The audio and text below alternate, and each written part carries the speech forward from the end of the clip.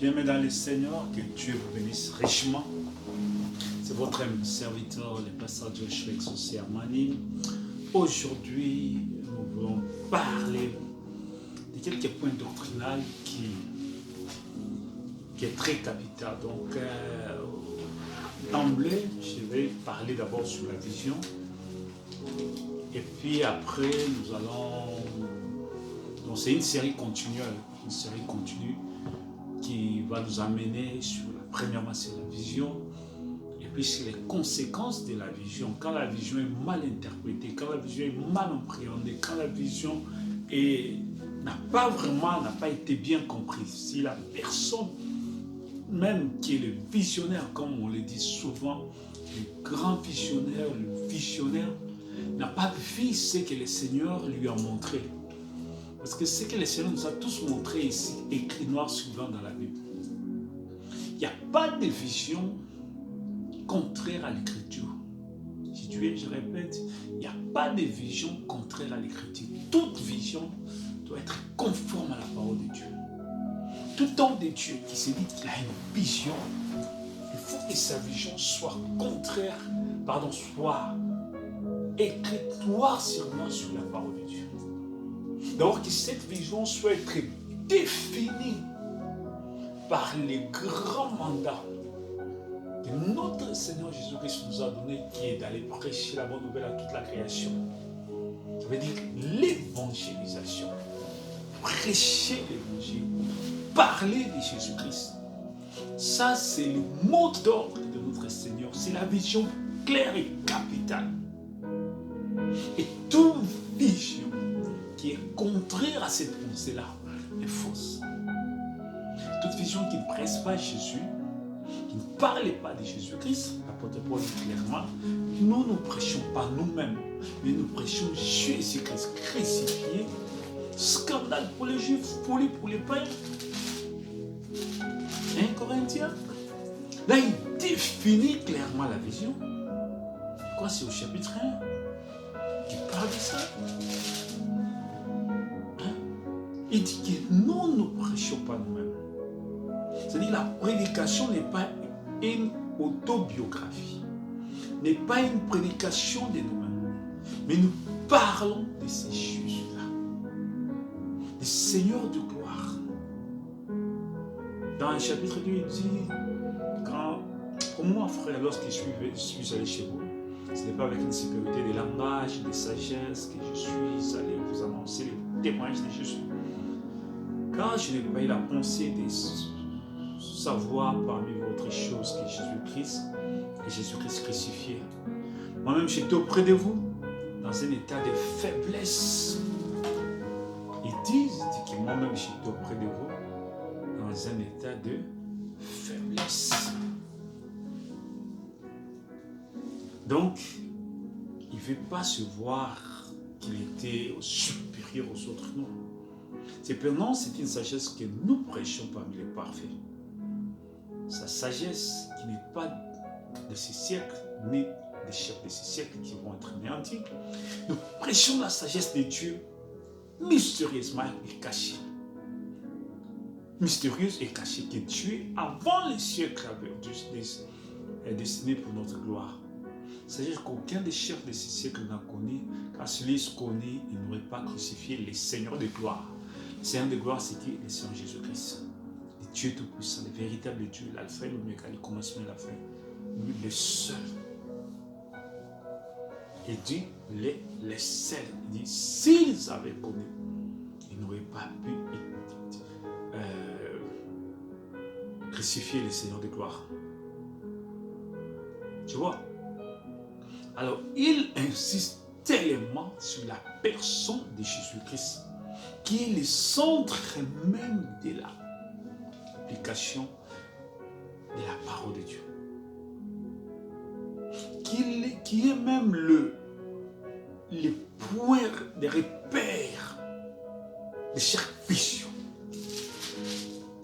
C'est Jésus-Christ et Jésus-Christ seul. Pas autre chose. Pas autre chose. À l'église de Corinthe, il y avait pas mal de problèmes. Il y avait d'autres qui disaient, il y avait des esprits dénominationnels qui attachaient les gens, qui liaient les gens. Moi, je suis de Paul, moi, je suis de Céphas, moi, je suis d'Apollos. Paul a dit, non, non, non, non. Mais attends, celui qui a planté, celui qui arrose sont égaux. Chacun recevra sa récompense. Il dit, qu'est-ce que vous êtes en train de faire? Car nous sommes ouvriers avec Dieu, mais vous êtes les champs de Dieu, l'édifice de Dieu, c'est la grâce de Dieu qui m'a été donnée. J'ai posé les fondements comme un sage architecte et notre bâti dessus. Ton ministre qui viendra sur la terre bâtira selon les fondements de l'apôtre Paul. Tout ministre, je répète que tout ministre de l'évangile qui viendra sur la terre, tout messager précédent, lui, les premiers messagers du premier âge de l'église, les bâtisseurs, celui qui a fait les chemins, celui qui a montré les chemins. Chose étonnante que l'apôtre Paul n'a pas vu le Seigneur Jésus dans la chair. Il était en Israël parce qu'il ne s'est pas passé beaucoup de choses jusqu'à sa repentance. Donc il a écouté, il a entendu quelqu'un, mais il ne l'a pas vu en chair. Mais l'apôtre Paul va voir Jésus-Christ en esprit, ça veut dire quoi? La révélation de Jésus-Christ. Il dit, je connais l'homme. Ça, c'est dans 2 Corinthiens. Qui est allé au ciel. Je ne sais pas si c'était dans son corps ou dans son corps, mais cet homme-là a des choses que personne n'a entendues. Que personne n'a jamais vues avant. Sur lesquelles les choses qui ne sont jamais montées dans le cœur de quelqu'un. Et cet homme dont il parlait, c'était lui-même. Il dit à cause de l'excellence de cette révélation. Cette révélation, c'est quoi? La révélation de Jésus-Christ. L'homme parfait. Le modèle par excellence. Le Seigneur de gloire, Jésus et Jésus-Christ. C'est lui la vision. Il est le modèle parfait de la vision. Maintenant, qu'est-ce que c'est la vision? La vision, c'est tellement simple par définition. Je ne vais pas aller dans beaucoup de choses tellement compliquées. C'est qu'est-ce que tu as vu? C'est ça la vision. Qu'est-ce que tu as vu? Parce que ce que tu as vu, c'est ce qui te pousse à faire quelque chose. Qu'est-ce que tu as vu? Moïse, il s'est retrouvé quelque part entre les troupeaux de son beau-père, Jéthro.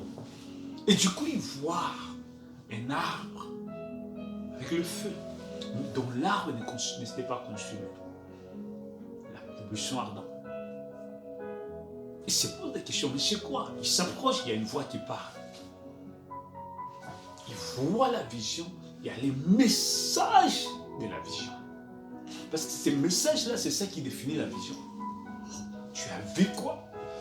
Pardon. Il voit quelque chose. Mais quand il voit, il y a une voix qui sort.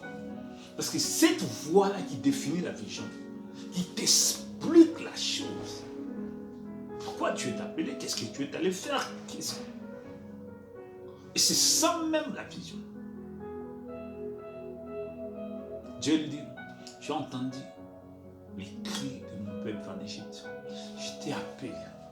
Je suis descendu pour que tu puisses aller en Égypte, faire sortir mon peuple et les amener au pays dont j'ai choisi pour eux. Et quand tu vas les faire sortir, ils vont passer par ici.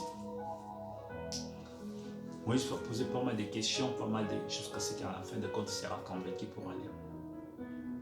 Donc sa vision, c'était va chercher les peuples de l'Égypte, amène-les quelque part. C'est ça la vision. Actuellement,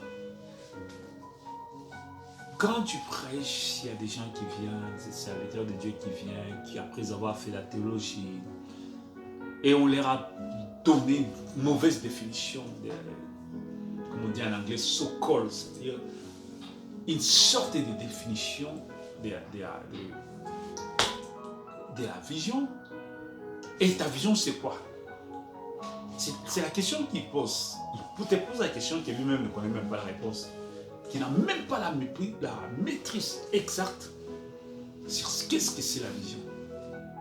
Qu'est-ce qu'il attend? Il attend que tu lui dises non, ma vision est une vision locale, ma vision est une vision internationale. Tu m'as appelé de prêcher ici, tu m'as appelé d'aller dans le monde. Non, ça c'est ton champ d'action.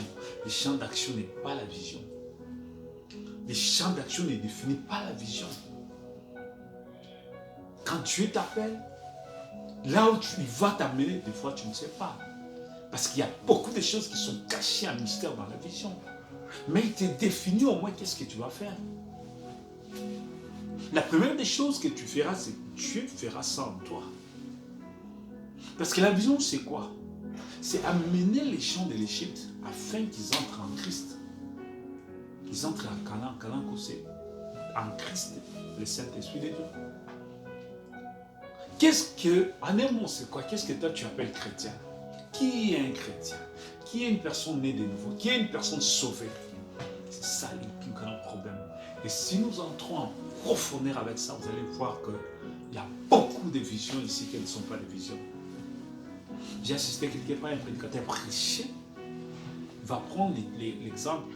D'abord, il a commencé à expliquer sur la femme samaritaine. Il dit, cette femme, il prenait les maris des autres. Il a blessé le cœur des autres, de beaucoup de femmes. Beaucoup de femmes étaient vraiment, c'est-à-dire, avec plus de rancune envers cette femme-là, étaient blessées envers cette femme-là, à cause d'elle. Parce qu'il picotait les maris des gens, il volait les maris des gens, il sortait avec les maris des gens. Et toute femme n'accepte pas ça. Il dit, mais cette femme rencontre le Seigneur Jésus. Il dit, sans repentance, sans les baptêmes, et Jésus va l'envoyer pour aller prêcher. Je l'ai écouté, je me suis dit, mais au nom de quel principe tu prêches ça?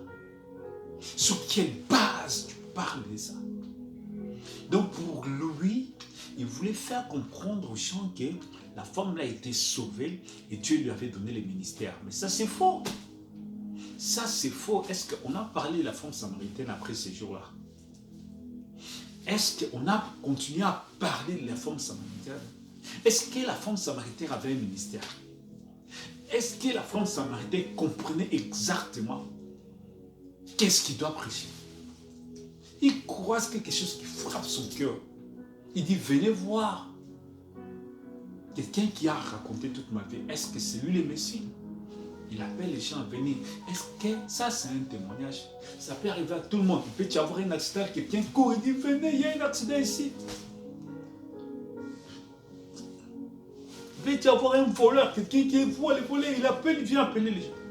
Mais non, c'est comme ça qu'il était avec la femme samaritaine. Il a été touché. Mais ça ne fait pas d'elle une personne sauvée, une personne non. Parce que le salut, Jésus n'était pas encore mort. Le salut, c'était à la Pentecôte. Il fallait passer tous ces processus. Jésus ne pouvait pas l'envoyer dans... Non.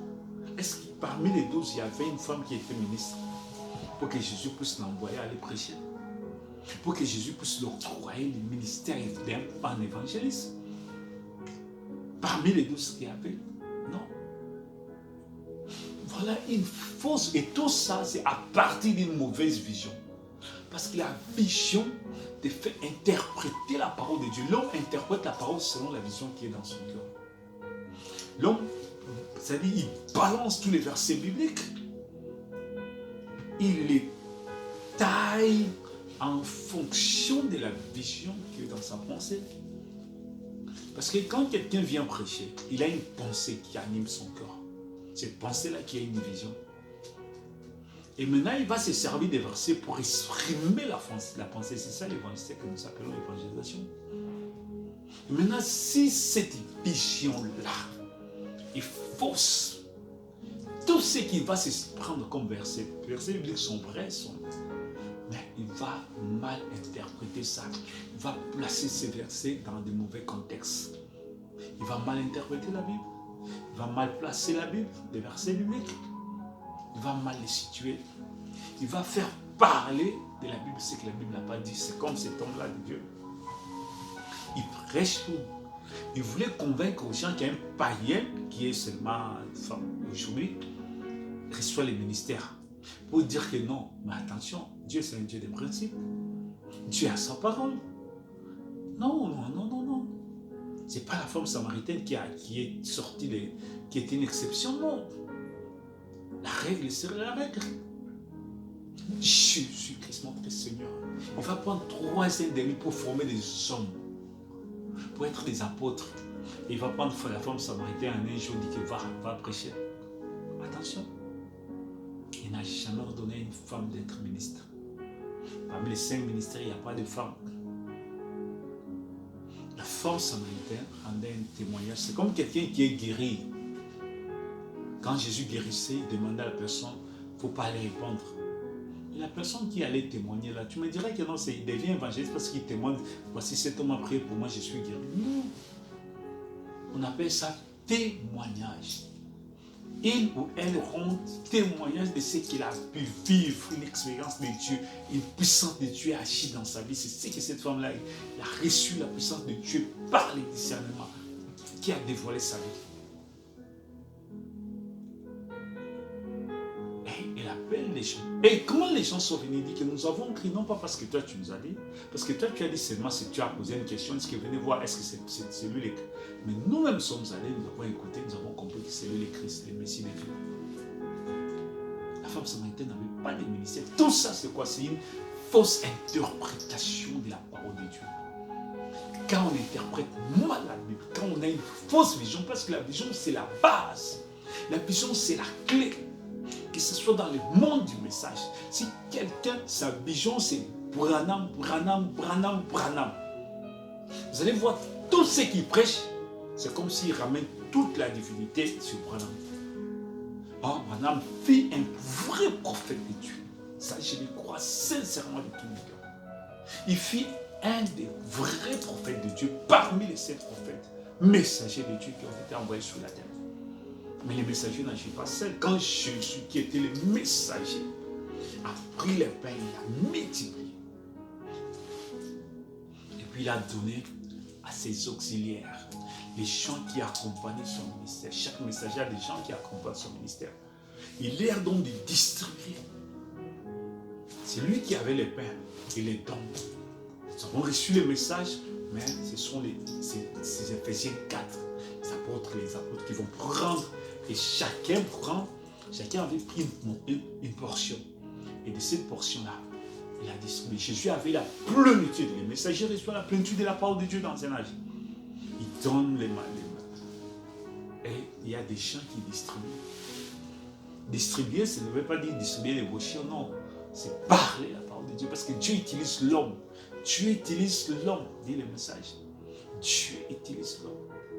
C'est-à-dire une fausse définition de la vision, une mauvaise compréhension de la vision fera que les personnes, au lieu de parler de Jésus, de parler de l'épouse qui est l'ensemble des croyants, des chrétiens qui parviendront à la perfection, de montrer que la parole de Dieu, c'est ça qui va tailler les élus de Dieu par le Saint-Esprit de Dieu.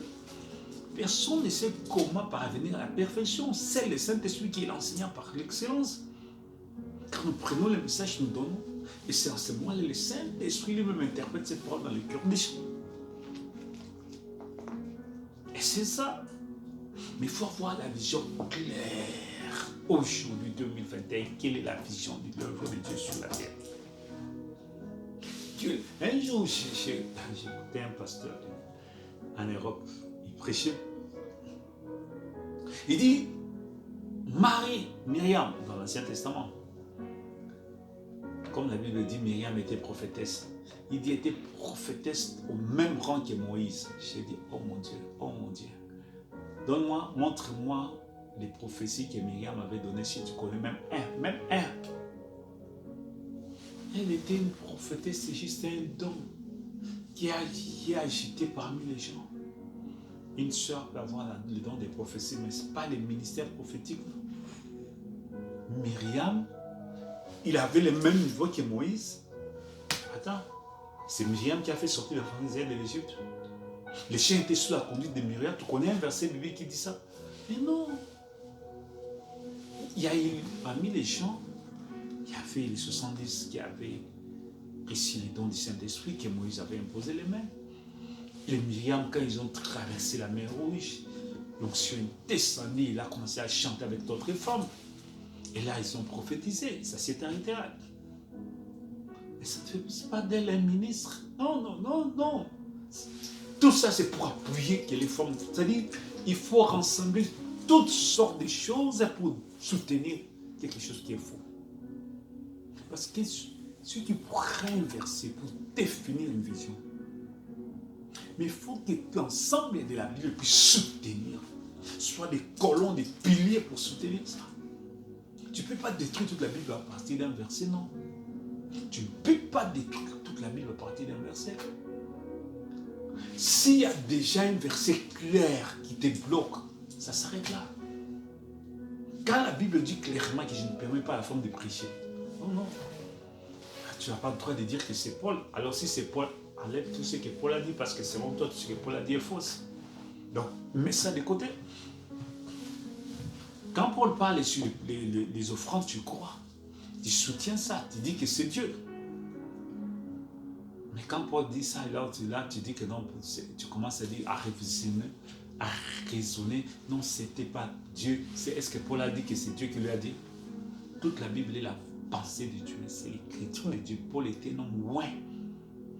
Dieu a utilisé sa parole, la bouche de Paul, la pensée de Paul, afin qu'il ne puisse pas commettre l'erreur sur les choses de Dieu, sur la parole de Dieu. Lui-même, il dit que si même moi, Paul, et un autre ange vient, un ange céleste vient contredire ce que moi j'ai dit, qu'il soit maudit. Personne ne peut dire ça aujourd'hui. Paul est l'apôtre par excellence. C'est lui le messager de Dieu, le premier messager de Dieu qui a posé l'affrontement. Tout homme de Dieu qui viendra doit prêcher comme Paul. Si tu contredis Paul, tu iras en enfer. Pour savoir que si votre foi est en ligne avec la pensée de Dieu, regarde l'apôtre Paul. Si tu vois que Paul te bloque quelque part, c'est fini, tu es de côté. La vision. Tout ça, c'est quoi? C'est la vision de l'œuvre de Dieu. Je vois des gens, il est un musicien, il est devenu une star dans le monde, il s'est converti. Même pas une conversion. Parce qu'il dit qu'il accepte Jésus-Christ. La délivrance, c'est un long processus qui ne s'arrête pas comme ça. Quelqu'un qui a touché à la magie, il faut d'abord qu'il fasse sortir tout ce qu'il a. Ça ne suffit pas seulement de confesser. Celui qui a touché à la magie, il confesse et puis il va faire sortir les choses qui les relient avec le monde, les choses qui les retient avec le monde. S'il ne donne pas sa confession est fausse. Quelqu'un qui a fait pacte avec Satan, il faut que le premier mari meure pour qu'il puisse se marier à l'autre mari. C'est écrit dans la parole de Dieu. Aussi longtemps que celui-là est vivant, ça veut dire que aussi longtemps qu'il est vivant dans la vie de cet homme-là, non.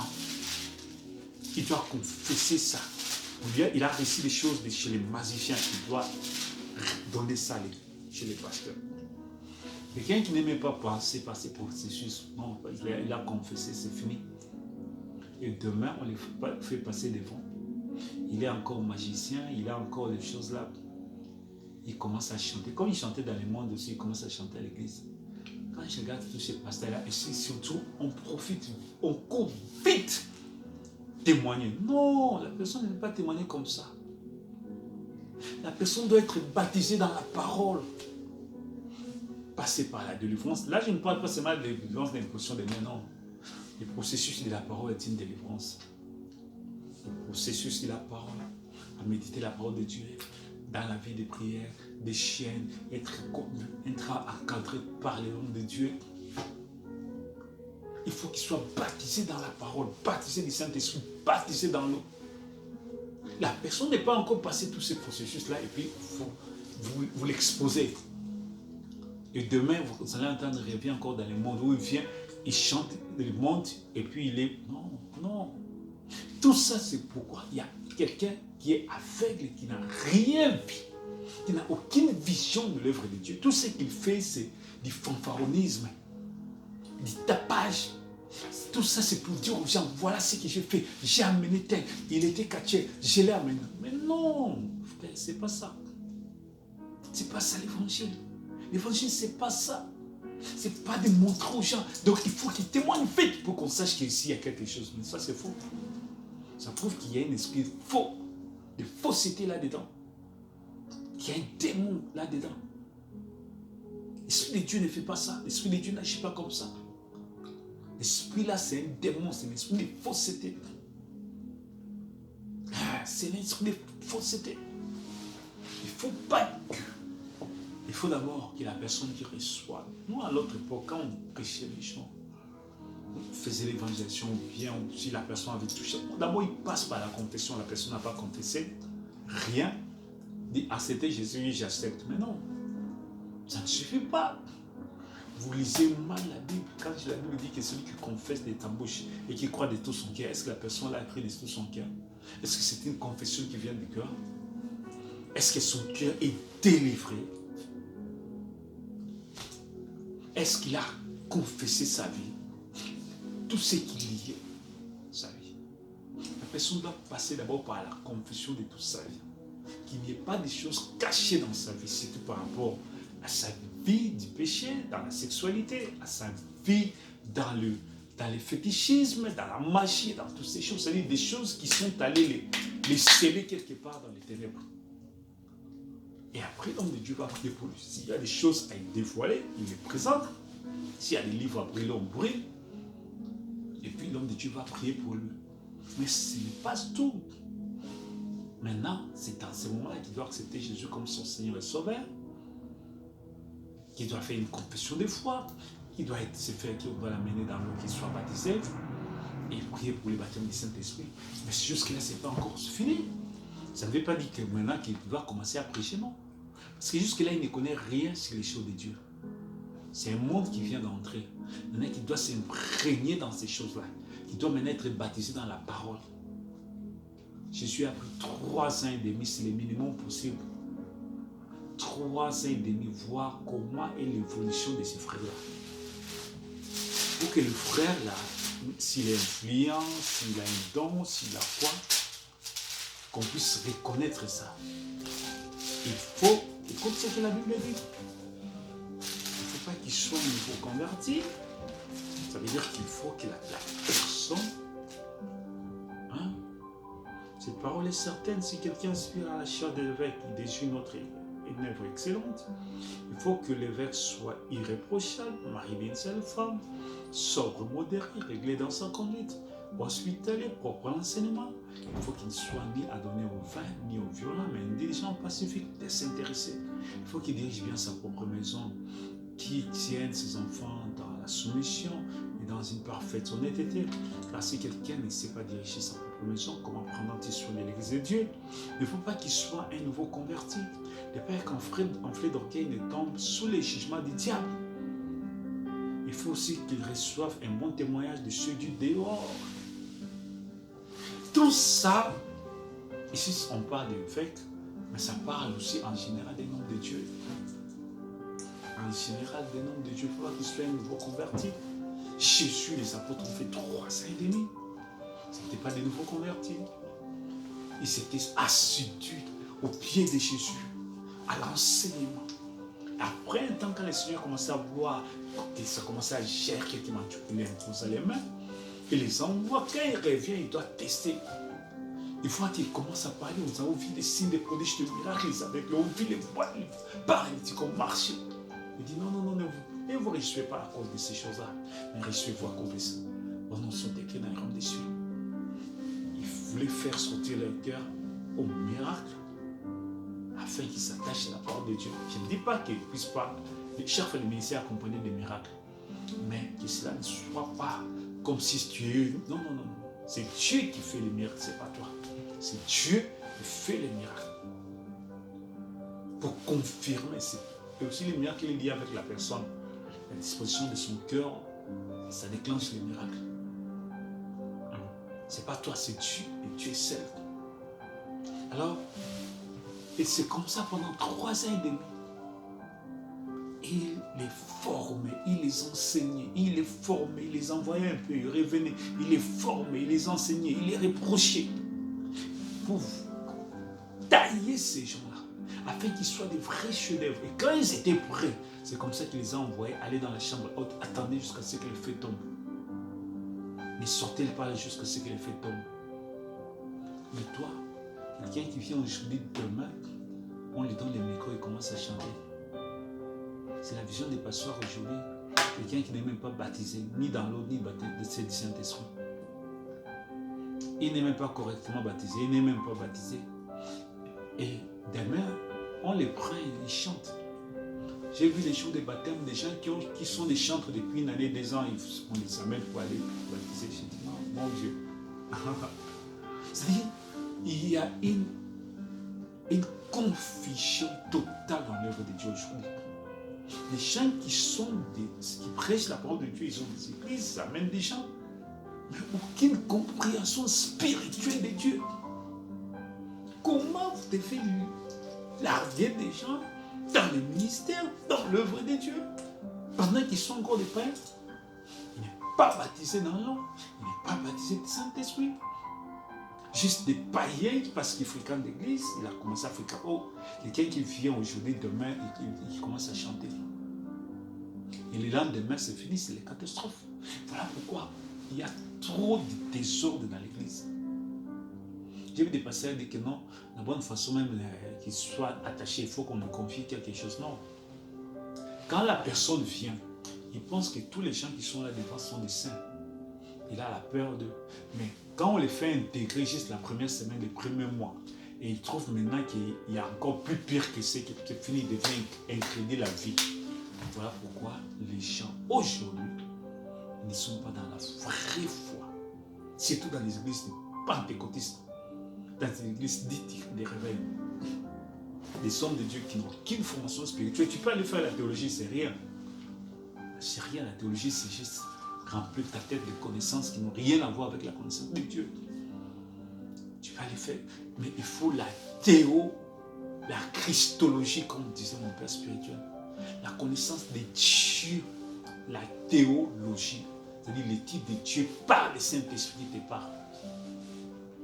Voilà pourquoi en ces temps de la fin, Dieu nous a donné un message. C'est ce message qu'il faut écouter.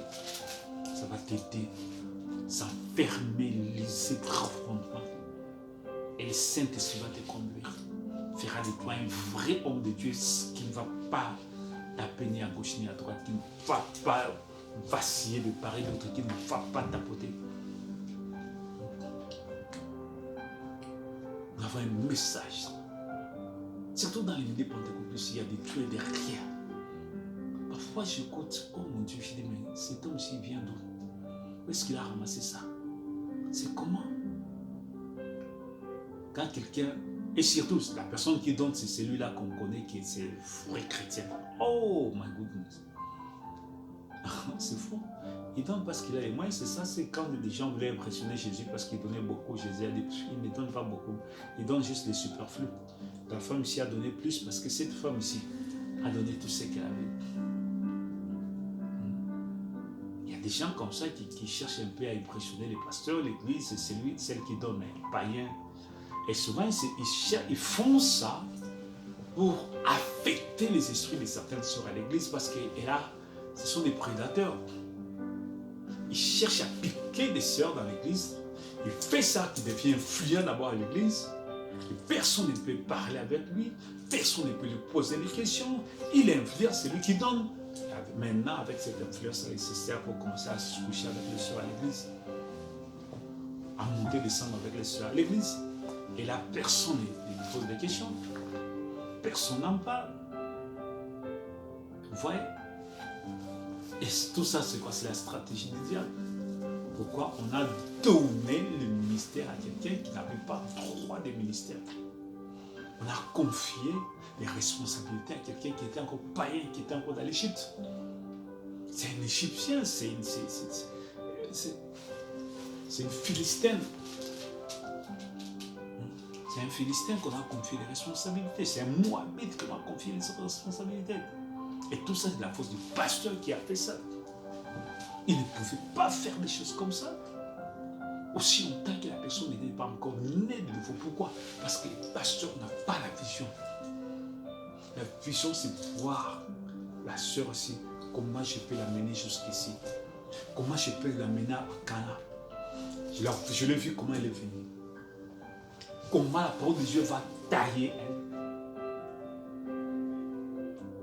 Qu'elle enlève tous ces teintures, les maquillages. plein de bijoux, les tenues mondaines, sexy, les tenues des prostituées, comment il peut se dire et comment s'habiller comme un homme correct. Comme un homme correct. Je ne dis pas comme un saint parce qu'il n'y a pas un habillement de saint, non. Mais il y a des habillements corrects. Ça veut dire que tu es habillé proprement. Tu as couvert ton corps depuis le haut jusqu'en bas. C'est tout. Voilà. Comment elle ne peut plus être un appât entre les mains du diable pour détruire les gens. Il a mené pas à pas la compréhension de Dieu, la compréhension des choses de Dieu, jusqu'à ce qu'elle soit un disciple accompli. Jusqu'à ce qu'elle soit. Et tu sais que moi, personnellement, j'ai fini par comprendre c'est quoi. C'est parce que lui-même, l'homme de Dieu, là, il n'est pas converti.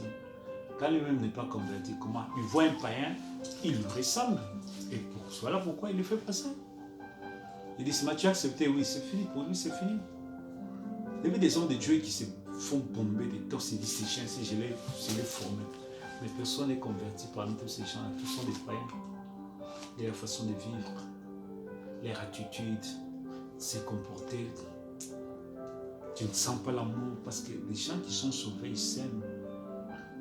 Aimer dans le vrai sens. Ils aident les frères. Il a la disposition des frères et les sœurs pour aider, pour soutenir. C'est comment ici en Occident, pour aller à l'église, il faut les transports. Et très souvent, il faut la voiture. Avec l'église, souvent, ça prend du temps. Et si c'est une église des gens nés de nouveau, le frère qui a la voiture, il vient, il cherche. Oh frère, tu pars comment? Oh mon frère, attends, je vais t'accompagner. Oui. Mais il y a deux frères aussi qui font semblant et ils cherchent seulement les sœurs. Ils amènent les sœurs, mais quand tu suis des près, ils couchent avec ces sœurs-là. C'est une façon, ils restent célibataires longtemps. Pas parce qu'il veut se marier, non. C'est parce qu'il veut d'abord collecter les sœurs. Il les amène d'abord chez eux à la maison et puis ça finit sur lui. Non, je ne parle pas de ça. Ça, c'est satanique, c'est diabolique. Tu ne peux pas faire ça à l'église. Tu ne peux pas faire ça à l'église. Tu ne peux pas faire ça à l'église. Tu parles d'une disposition, aider les frères et les sœurs, tu les accompagnes. Tu mets ta voiture à disposition de l'église pour ramener d'autres qui n'ont pas les... Peut-être il y a pas mal de choses ici, des contraintes et pas mal de choses. Oh, les frères là, je ne l'ai pas vu. Ok, tu passes chez eux à la maison, frère, attends, je venais te chercher. C'est là où on sent que non, celui-ci est sauvé. Dans cet amour, les gens sont sauvés. Dans cette église, c'est-à-dire ils sont prêts à tout. Ils savent la vie. Mais si on est trop égoïste, on est trop égocentrique, on est trop... Tu fais un petit don à quelqu'un, tu vas se tenir devant l'église pour parler de ça. On est encore des païens, on n'est pas encore sauvés. Que Dieu vous bénisse richement. Veuillez me suivre dans la série continuelle de tous ces enseignements. C'est votre âme de serviteur, le pasteur Joshua Toussaint, qui est tout bénisse. Amen.